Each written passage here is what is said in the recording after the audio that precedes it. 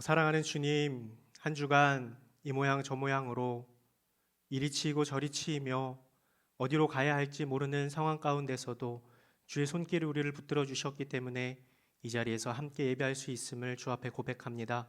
모든 순간마다 우리와 함께 하시는 그 주로 인하여서 세상이 줄 수 없는 기쁨과 평강을 누리며 살아갈 수 있는 하나님 나라의 사람들 될 수 있도록 인도하여 주시옵소서.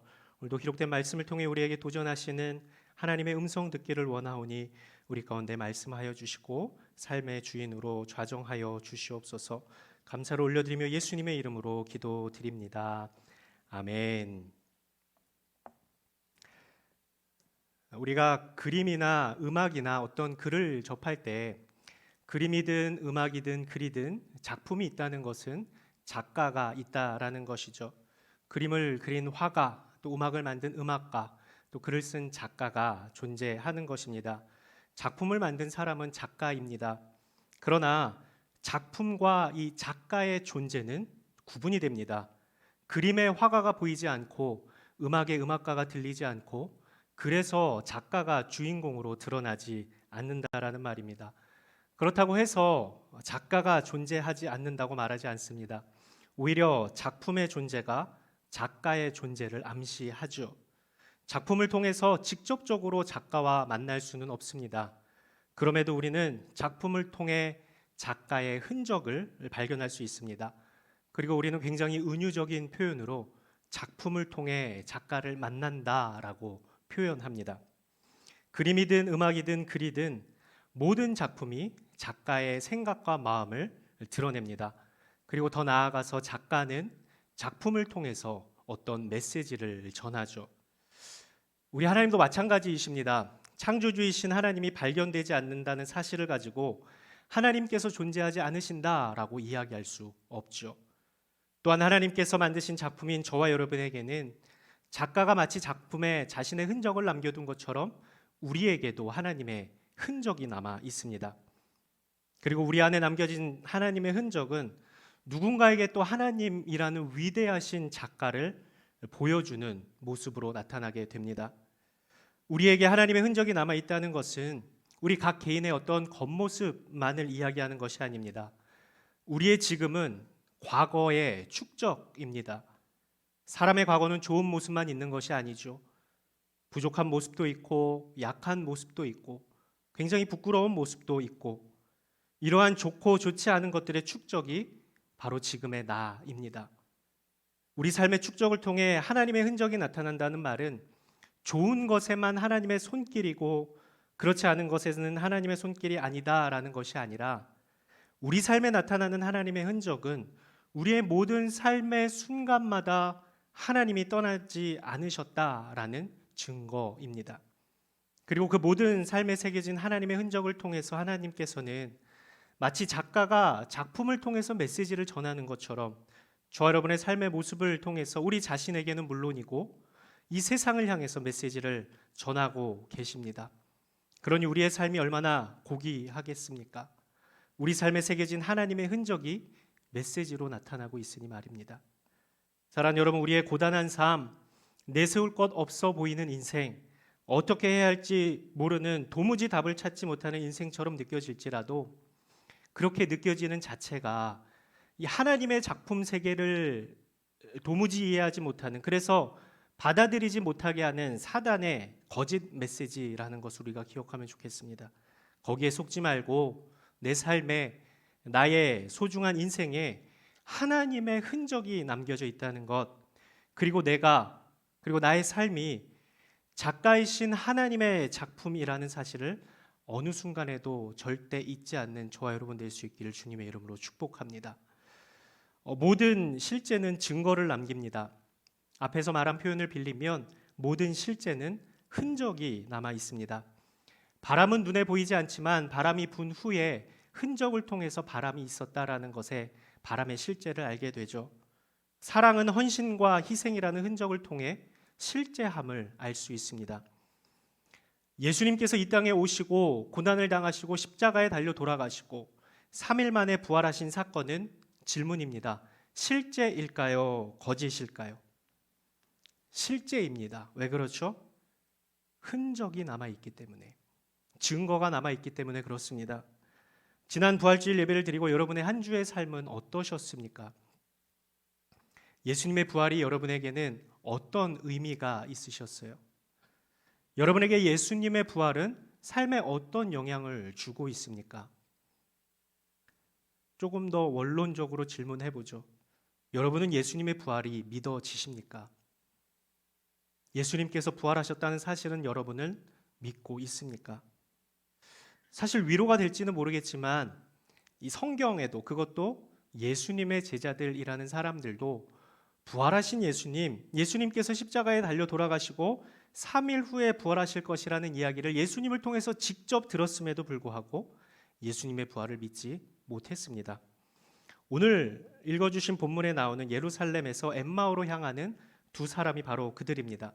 그런데 그보다 먼저 오늘 본문이 있는 누가복음 24장 앞부분에는 안식 후 첫날 이른 새벽에 예수님의 무덤을 찾아간 여인들의 모습이 나옵니다. 그런데 이 여인들이 무덤 앞에 섰을 때 무덤 입구를 막고 있던 큰 돌덩이가 굴려져 있고 그 사이로 보이는 무덤 안은 비어 있었습니다. 여러분 한번 상상해 보죠. 여러분이 이 여인들이 되는 겁니다. 새벽에 아직 동도 트지 않은 무덤들이 있는 곳에 여러분이 갔어요. 그런데 그곳에 당연히 막혀 있어야 하는 큰 돌이 옆으로 굴러가져 있고 굴러간 그 사이로 무덤 안을 보니 무덤 안이 비어 있습니다. 여러분은 어떤 반응을 보이시겠습니까? 두 가지 반응 중에 하나겠죠. 예수님께서 부활하셨다라는 사실을 믿은 사람은 할렐루야, 예수님께서 부활하셨구나 라는 반응을 할 겁니다. 두 번째 반응은 뭡니까? 그곳에 시체가 묻혀 있었던 무덤이었고 그리고 시체가 없어졌더니 너무나 당황하고 무섭고 두려울 겁니다. 여러분은 어떤 반응 하실 수 있으시겠어요? 그런데 놀랍게도 이 빈 무덤, 예수님의 빈 무덤 앞에 선 두 여인은 어떤 반응을 했냐? 우리 누가복음 24장 4절 말씀 앞부분 제가 읽어드릴게요. 그들이 이 일에 대해 어찌해야 할지 몰라 당황하고 있었다라고 얘기해요. 당황했다라는 겁니다. 할렐루야, 예수님 부활하셨구나를 외친 것이 아니라 당황했다라는 겁니다. 두려워했다라는 겁니다. 그런데 갑자기 빛나는 옷을 입은 두 사람이 이 여인 곁에 나타나서 이야기합니다. 누가복음 24장 4절에서 6절 말씀 우리 한번 같이 읽겠습니다. 시작. 그들이 이 일에 대해 어찌해야 할지 몰라 당황하고 있는데 빛나는 옷을 입은 두 사람이 갑자기 그들 곁에 섰습니다. 여인들은 너무 무서워 얼굴을 땅에 대고 엎드렸습니다. 그러자 사람들이 말했습니다. 살아계신 분을 왜 죽은 사람들 사이에서 찾고 있느냐? 그분은 여기에 계시지 않고 살아나셨다. 예수께서 갈릴리에서 너희와 함께 계실 때 하신 말씀을 기억해 보라. 왜 무덤에서 예수님을 찾고 있느냐는 말입니다. 여기에 안 계시다는 겁니다. 왜요? 예수님 부활하셨으니. 부활하셨는데 무덤에 계시지 않는 것이 너무 당연하다라는 겁니다. 무슨 말입니까? 여인들은 예수님의 부활을 믿지 못하였기 때문에 무덤에 와서 예수님의 시체가 잘 있는지 보려고 했다라는 겁니다. 이 천사로 표현된 빛나는 옷을 입은 두 사람이 말한 세 가지가 있습니다. 첫 번째, 살아계신 분을 왜 죽은 사람들 가운데서 찾느냐? 두 번째, 그분이 살아나셨다. 그리고 세 번째, 그분이 너희와 함께 했을 때 말씀하셨었던 것을 기억해봐라. 무엇을 기억해보래요? 살아계셔서 너희에게 하셨었던 말씀을 기억해봐라 라고 이야기합니다. 어떤 말씀입니까? 누가복음 9장 22절 말씀 같이 한번 읽죠. 시작. 말씀하셨습니다. 인자가 많은 고난을 받고 장로들과 대제사장들과 율법학자들에게 배척받아 끝내 죽임당하고 3일 만에 살아나야 할 것이다. 그리고 이 말씀을 여인들에게 다시 확인을 시켜주죠. 누가복음 24장 7절에 그래요. 인자가 마땅히 죄인의 손에 넘겨져 십자가에 못 박히고 3일째 되는 날에 다시 살아나야 한다 라고 하지 않으셨냐? 그때서야 여인들은 8절에 예수의 말씀을 기억했다라고 이야기합니다. 여인들은 자신들이 빈 무덤을 보고 그곳에서 천사를 만나서 천사가 다시 새롭게 상기시켜준 말씀, 예수님이 죄인들에 의해서 십자가에서 죽고 돌아가신 지 3일째 되는 날 살아나실 것이다라는 말씀이 빈 무덤을 보고 정말 실현되었음을 그들이 막 경험을 했죠. 그 경험을 하고 나서 그녀들은 한 곳에 모여 있는 제자들에게로 달려갑니다. 이제 제자들에게 본인의 경험을 이야기하겠죠. 또 한번 상상해 봅시다. 여인들이 방금 막 경험한 이 경험을 제자들에게 했을 때, 마찬가지로 이 여인들이 지금 우리에게 본인들이 보았었던, 그리고 천사들로 하여금 다시 한번 생각하게 됐었던 예수님의 말씀을 듣고 여러분에게 예수님이 부활하셨다라고 전한다면 여러분은 어떻게 반응하시겠습니까? 똑같이 두 가지 반응 중에 하나겠죠. 할렐루야, 우리 주님께서 약속하신 대로 부활하셨구나.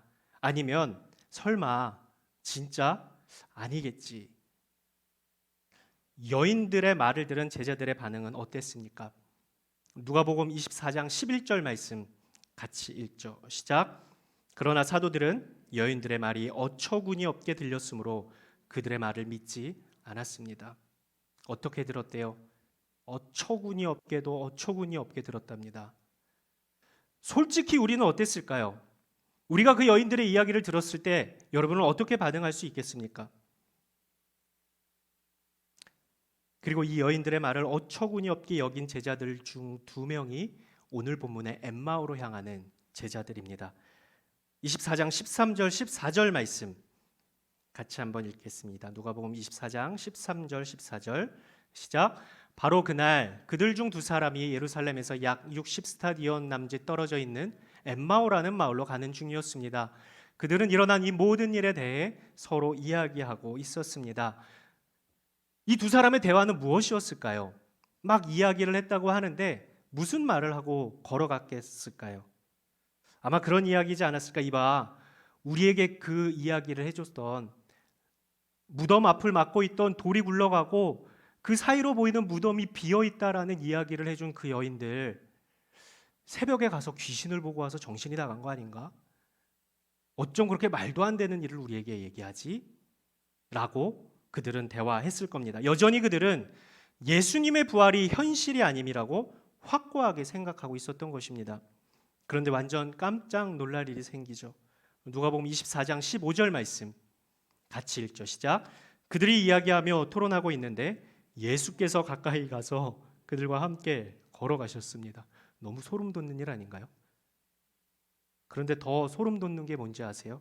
우리 16절, 24장 16절 말씀 같이 읽죠. 시작. 그러나 그들은 눈이 가려져서 예수를 알아보지 못했대요. 소름이죠. 그들의 마음 상태는 어땠습니까? 17절도 같이 읽죠. 시작. 그분께서 그들에게 물으셨습니다. 당신들이 걸어가면서 서로 주고받는 이 말이 무슨 이야기인가요? 그들은 슬픈 기색으로 가던 길을 멈춰 섰습니다. 슬픈 기색을 했대요. 그리고 대묻습니다. 당신은 최근에 예루살렘에서 있었던 일들을 듣지 못했습니까? 혼자만 모르고 있는 겁니까? 라고 이야기한 겁니다. 예루살렘에서 있었던 일이 무엇입니까? 예수님께서 예루살렘의 대제사장들과 관리들에 의해서 이스라엘을 구속해 주실 분으로 바라봤던 그분이 십자가에서 돌아가신 사건이 예루살렘에서 있었던 일입니다. 엠마오로 낙향하는 2 제자에게는 예수님의 죽음과 함께 이스라엘의 구원도 함께 사라졌기 때문에 그들의 마음이 어땠대요? 슬픈 기색을 하고 있었던 겁니다. 그들도 역시 무엇을 믿지 못했던 겁니까? 예수님께서 돌아가시고 3일 만에 부활하셨다라는 것을 믿지 못했다라는 겁니다. 이제 무엇이 남았을까요? 예수님의 홍군형이 남았습니다. 우리 24장 25절 26절 말씀 같이 읽겠습니다. 시작. 예수께서 그들에게 말씀하셨습니다. 어리석고 예언자들이 말한 모든 것을 마음에 더디 믿는 사람들이여, 그리스도께서 마땅히 이런 고난을 겪고서 자기 영광에 들어가야 할 것이 아니냐. 그리고 예수님 무엇 하십니까? 자신 스스로가 내가 바로 부활한 예수 그리스도다. 너희가 따르던 예수다. 내가 이스라엘의 왕으로 온 예수다. 라고 말씀하지 않으시고 무엇 하시나? 우리 27절 말씀 같이 읽겠습니다. 오늘 본문 27절 말씀입니다. 시작. 그리고 예수께서는 모세와 모든 예언자들로부터 시작해 성경 전체에서 자기에 관해 언급된 것을 그들에게 자세히 설명해 주셨습니다. 뭐 하셨대요? 모세와 예언자들의 글은 구약 성경을 의미합니다. 즉 예수님께서는 내가 부활한 예수야, 너희가 따르던 예수야, 직접적으로 외적인 모습을 통해서 예수님임을 드러내신 게 아니라 무엇 하셨대요? 말씀을 확인시켜 주셨다라는 겁니다. 말씀을 통해 자신의 부활이 실제임을 알려주시고 깨닫게 하셨답니다. 무엇을 통해서 하셨대요? 말씀을 통해서 하셨다라는 겁니다. 부활을 증거하는 것은 어떤 외적인 증거가 아니라 이미 말씀하신 것, 그러나 기억하지 못하고 그래서 믿지 않았던 바로 그 말씀이 예수님의 부활을 증거하는 가장 선명한 흔적이라는 겁니다. 생각해 보죠. 앞에서 무덤 앞에 서 있는 여인들에게 빛나는 옷을 입은 천사 둘이 이야기했었던 걸 세 개라고 말씀드렸어요. 첫 번째, 너희가 왜 산자를 죽은 자들 가운데서 찾느냐? 첫 번째였어요. 두 번째, 그분이 살아나셨다. 이 첫 번째와 두 번째는 이의 선언적인 선포입니다. 예수님께서 부활하셨다라는 선언적인 선포이죠. 그리고 세 번째, 여인들로 하여금 능동적으로 해야 할 것을 말씀하시는데 바로 예수께서 갈릴리에 있을 때 하신 말씀을 뭐 하라 그랬죠? 기억하라라고 얘기해요. 기억하라라는 겁니다. 그러고 나서 여인들이 기억한 예수님의 말씀이 무엇이었어요? 예수님이 죄인들에 의해서 죽으시고 십자가에서 3일 후에 부활하신다라는 말씀, 그 말씀을 뭐 하라고요? 기억하라라고 이야기했다라는 겁니다. 무덤을 막고 있던 큰 돌이 둘러간 것, 그리고 그 무덤이 비어있는 것, 이런 외적인 증거들로 그들이 예수님의 부활을 믿은 것일까요? 아니요.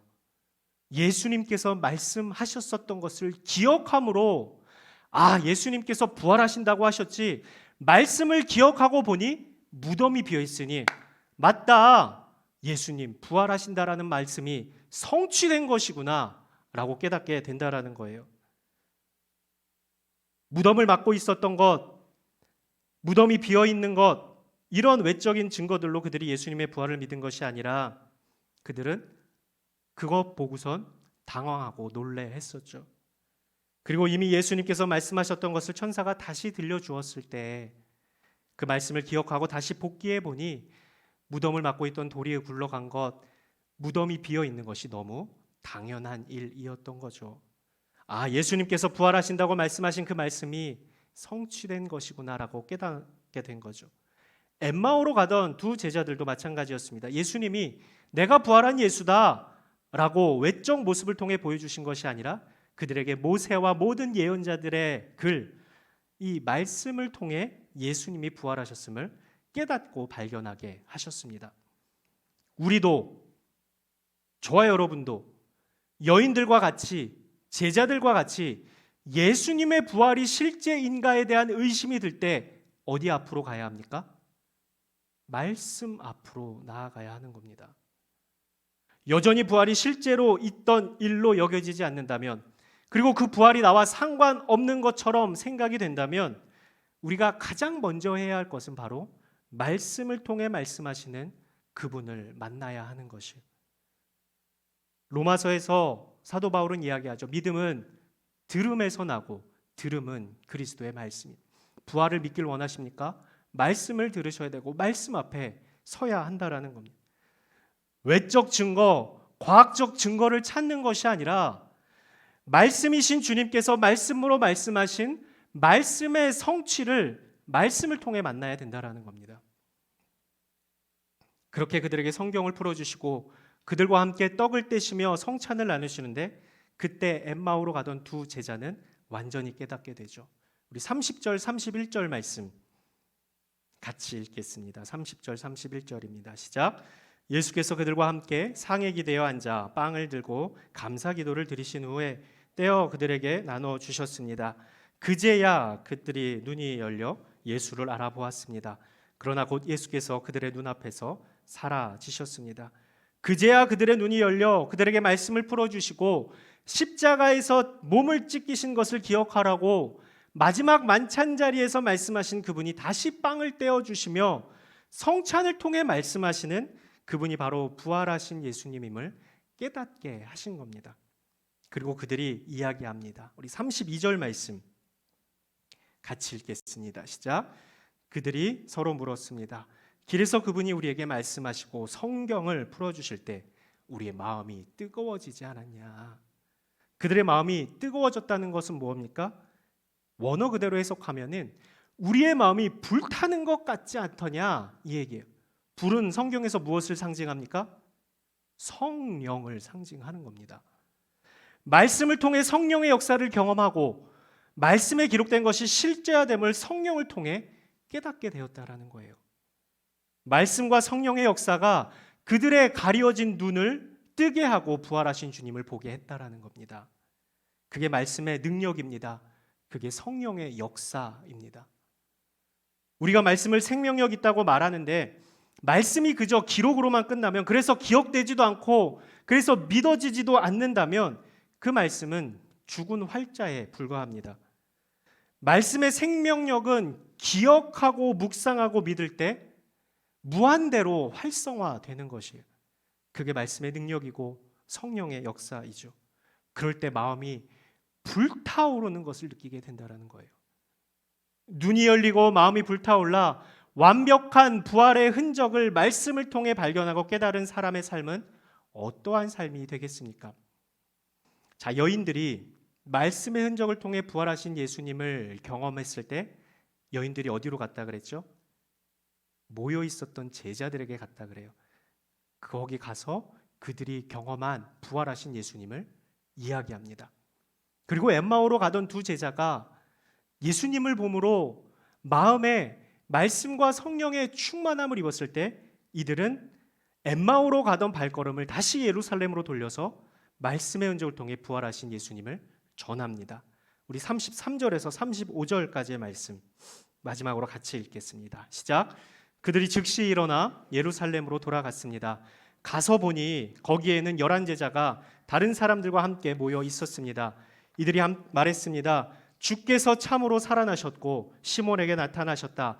그러자 두 사람도 길에 있었던 일과 예수께서 빵을 떼어주실 때 그들이 그분을 알아본 일을 이야기해 주었습니다.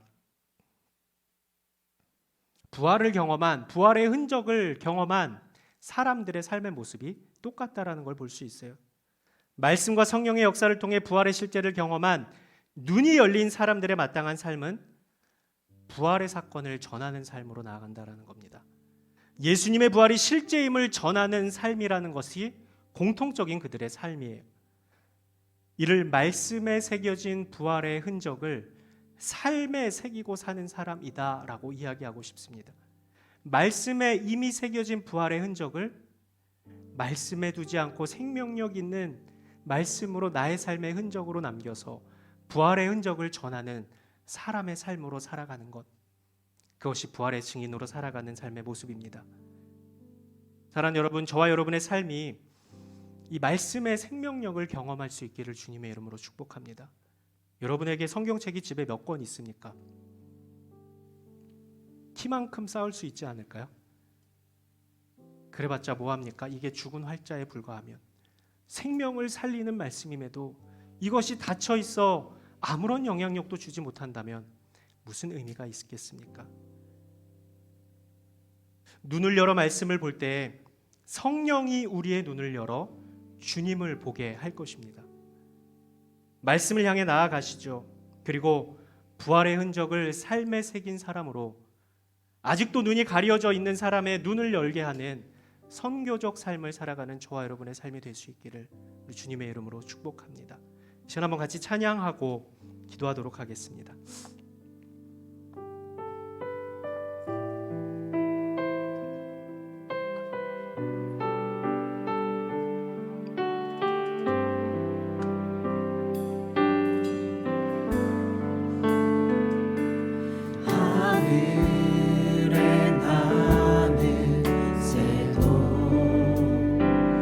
주 손길 돌보시네.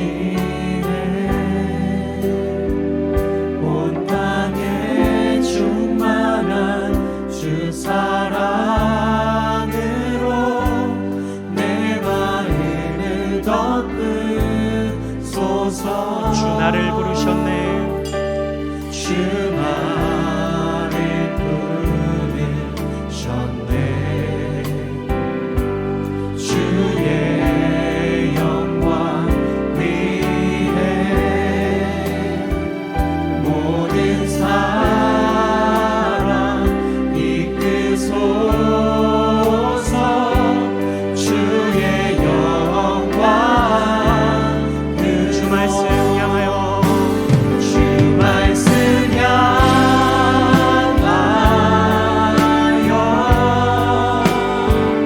달려가리라. 힘도 아니 능도 아니 오직 성령으로 주 얼굴 향하여 달려가리라.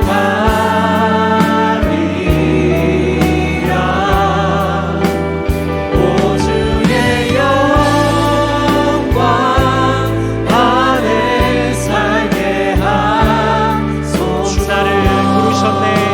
주의 영광을 위해 주 나를 부르셨네. 주의 영광 위에 모든 사랑 이끄소서. 주의 영광 주 말씀 향하여 주 말씀 향하여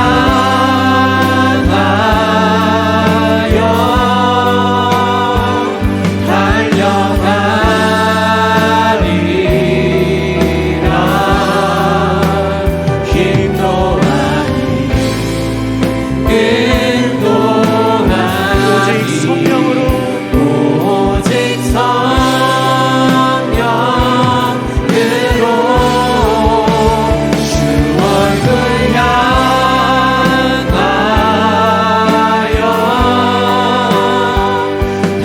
달려가리라.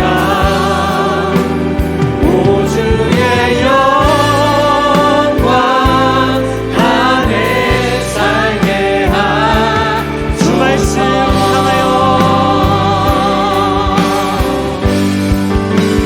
주 말씀 향하여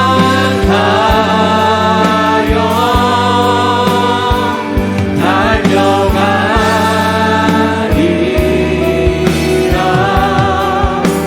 힘도 아니 능도 아니 오직 성령으로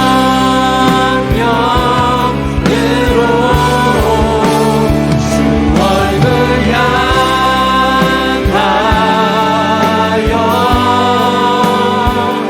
달려가리라.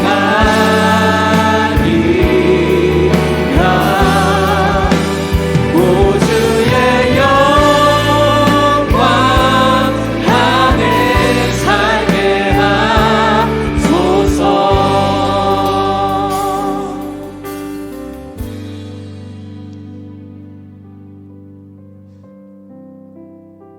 아까 여러분에게 여쭤봤던 질문을 다시 한번 해보겠습니다. 여러분에게 부활은 어떤 의미가 있습니까? 여러분에게 예수님의 부활은 어떻게 다가옵니까? 부활하신 예수님이 여러분의 삶에 어떤 영향을 주고 계십니까? 여러분은 예수님의 부활을 믿고 계십니까? 무덤 앞에 섰던 여인들처럼 낙심하고 실망하여 예수님께서 돌아가셨으니 이제 이스라엘은 끝이구나 우리 민족은 끝이구나라고 생각하며 예루살렘을 떠나 엠마오로 향하던 제자들처럼 혹시 예수님의 부활이 그저 나와는 상관없는 일로 여겨지고 계시지는 않으신지요?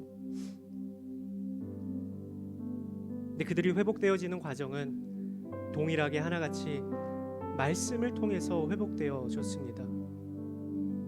말씀을 통해 성령의 역사를 경험하고 그들의 마음이 불타올라 선교적 삶을 살아가는 데까지 나아갔습니다. 이 시간 한번 같이 기도하시죠. 주님, 우리가 말씀을 향하여 나아가게 해주십시오. 말씀과 가까이 하게 해주십시오. 내 입맛에 맞는 말씀이 아닌 하나님께서 나에게 말씀하여 주시는 그 말씀에 귀 기울이며 살아가는 인생 되게 하여 주시옵소서. 성경책이 그냥 교회 다니는 사람의 액세서리처럼 취급되지 않게 해주십시오. 아침마다 우리 일상마다 말씀하여 주시는 그 말씀이신 주님과 동행하는 인생이 부활의 감격으로 사는 인생임을, 천국에 사는 삶임을 삶에서 경험할 수 있는 말씀의 생명력을 경험하는 저희의 인생 되게 하여 주시옵소서. 이 시간 한번 같이 기도하며 나아가겠습니다. 거룩하시고 자비로우신 아버지 하나님, 말씀을 통해 우리에게 말씀하시는 그 말씀이신 주님을 우리가 붙잡아야 하는데 우리는 다른 것에 고개를 돌리고 있습니다. 다른 어떤 것에 눈을 밝히고 있습니다. 다른 것을 바라보며 그 어떤 것에서 외적인 증거를 찾으려고 하고 분석되지 않고 과학적이지 않고 이성적으로 납득되지 않는다고 혹여나 권하신 주님을 멀리하고 있지는 않으니 저희 자신을 돌아보게 하십니다. 하나님, 말씀을 기억하게 해주십시오. 말씀을 묵상하게 해주십시오. 말씀과 가까이 하게 해주십시오. 말씀과 동행하게 해주셔서 내가 말씀을 붙잡았을 때에 말씀이 나를 붙잡는 놀라운 경험이 우리의 삶에서 충만하게 할 수 있도록 도와주시옵소서.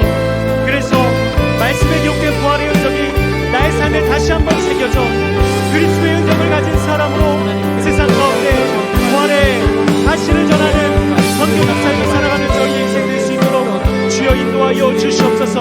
너무 바빠서 성경을 읽지 못합니까? 너무 분주해서 성경을 읽지 못합니까? 그저 중요하지 않은 일이라 생각해서 말씀을 펴서 읽지 못하고 있지는 않습니까? 주님, 가장 중요한 것이 무엇인지, 가장 우리와 함께하고 계신다라는 사실을 무엇을 통해서 말씀하여 주시는 말씀을 우리에게 허락하여 주셔서 그 말씀 붙잡고 나아가는 저희의 인생 되게 하여 주셔서 말씀으로 살아가는 사람이 맛보는 놀라운 승리를 경험하며 살아가는 믿음의 사람들 될 수 있도록 도와주시옵소서. 말씀이신 주님께서 저들을 붙잡아 주시옵소서. 말씀이신 주님께서 저들의 삶을 붙잡아 주시옵소서. 말씀이신 주님께서 순간마다 저들에게 기억나게 하시는 그 말씀 붙잡고 날마다 승리의 걸음 살아갈 수 있는 하나님의 사람들 되게 하여 주시옵소서.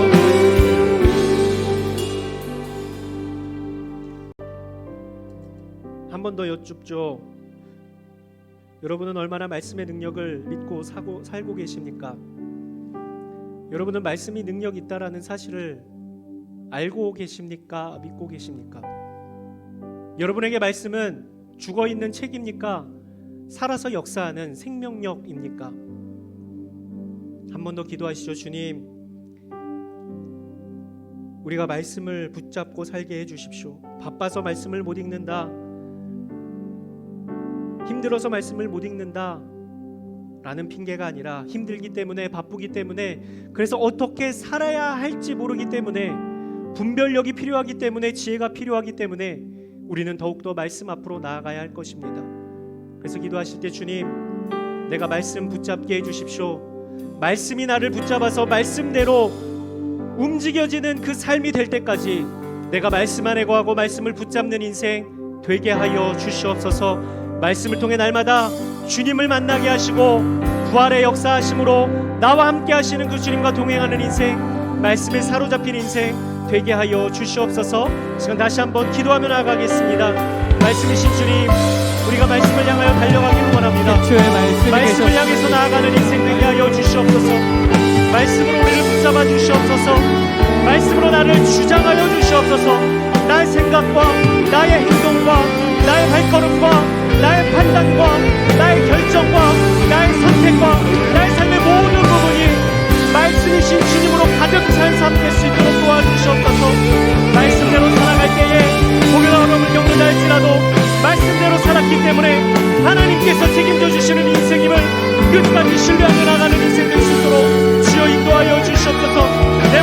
살아가는 인생이라면, 넘어지고 좌절하고 쓰러진다면 그 책임은 알게 있지만 말씀대로 살았을 때는 주님께서 나의 삶을 책임져 주실 줄로 믿사오니 주여 말씀 붙잡고 살아가는 인생 될 수 있도록 도와주시옵소서.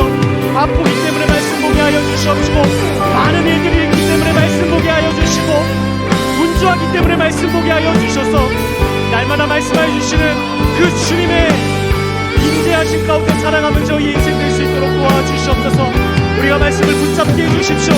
말씀이 우리를 붙잡을 때까지, 말씀이 우리를 마음대로 주장할 때까지, 말씀이 마음대로 우리를 사용하실 때까지 우리의 일상 가운데에 말씀 붙잡고 살아가는 인생 될 수 있도록 도와주시옵시고, 주님 말씀을 통하여서 시편 시인의 고백처럼 꿀송이보다 더 난 말씀의 맛을 볼 수 있도록 도와주시옵소서.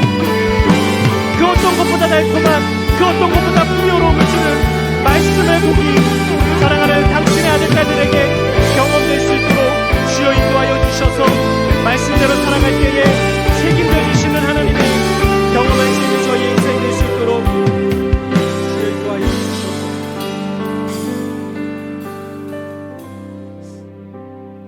사랑하는 여러분, 우리 스스로가 주 앞에 약속하면 좋겠습니다. 우리가 주님 사랑한다면 주님 우리에게 말씀하시는 것 듣고 보아야 하지 않겠습니까? 사랑하는 주님의 음성 듣기를 원한다고 이야기하면서, 기도의 응답을 원한다고 하면서 주의 말씀 듣지 않고 보지 않는 것은 너무나 위선적인 모습이지 않겠습니까? 그래서 그렇게 약속합시다. 주님, 내가 말씀 앞에 서겠습니다. 주님, 나에게 말씀하시는 그 말씀 청종하겠습니다. 주님, 나에게 말씀해 주십시오. 아무리 바쁜 일 있어도 이것보다 우선되는 일 없게 해 주십시오. 말씀을 붙잡게 해 주십시오. 말씀이 나를 붙들어 말씀이 원하는 대로 살아가는 그때까지 말씀 붙잡고 살아가는 인생 되게 해 주십시오. 결단하는 저와 여러분 될 수 있기를 바랍니다. 사랑하는 주님, 우리에게 이미 말씀하셨음에도 믿지 못하는 연약하고 부족한 저희의 믿음을 불쌍히 여기시고 주의 말씀과 가까이 하며 그것이 주님과 가까이 함임을 깨달아 알게 하여 주시고, 말씀과 가까이 하며 살았을 때에 우리의 마음에 불타오르는 듯한 성령의 능력이 날마다 경험되게 하여 주셔서 육신의 원함대로 살아가는 인생길에서 성령의 원하심 가운데 쫓아가는 말씀에 붙들린 인생 될 수 있도록 주님 축복하여 주시옵소서. 나에게 말씀하시는 날마다의 말씀이 우리를 살리는 줄로 믿습니다. 시인의 고백처럼 꿀송이보다 더 단 말씀의 맛을 보게 하여 주시고, 죽어가는 영혼 가운데에, 메말라가는 인생 가운데에 말씀으로 단비를 내려주시는 주님을 경험함으로 소생케 되는 놀라운 생명력의 역사가 말씀을 가까이 하는 하나님의 사람들의 삶 가운데 충만하고 풍성하게 경험될 수 있도록 주여 인도하여 주시옵소서.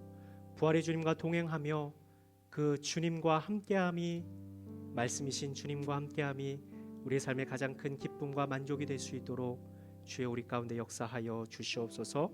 예수 그리스도의 이름으로 기도드립니다. 아멘.